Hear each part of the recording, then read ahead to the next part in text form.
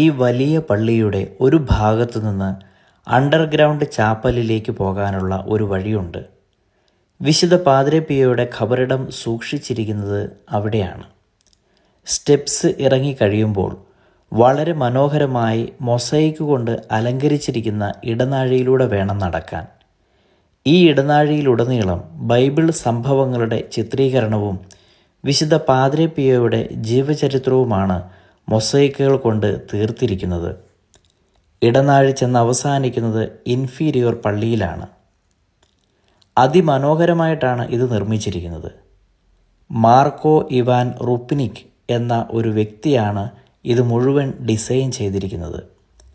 ഈ ലോവർ ചർച്ചിൻ്റെ ഏറ്റവും വലിയ പ്രത്യേകത ഇതിൻ്റെ ഈ കാണുന്ന സീലിങ്ങും ചുവരുകളും എല്ലാം സ്വർണം കൊണ്ടോ സ്വർണം പൂശിയ മൊസൈക്ക് കൊണ്ടോ ആണ് നിർമ്മിച്ചിട്ടുള്ളത് എന്നതാണ്. ഇവിടെയാണ് വിശുദ്ധ പാദ്രെ പിയോയുടെ ശരീരം അഴുകാതെ ഇപ്പോഴും ഇരിക്കുന്നത്.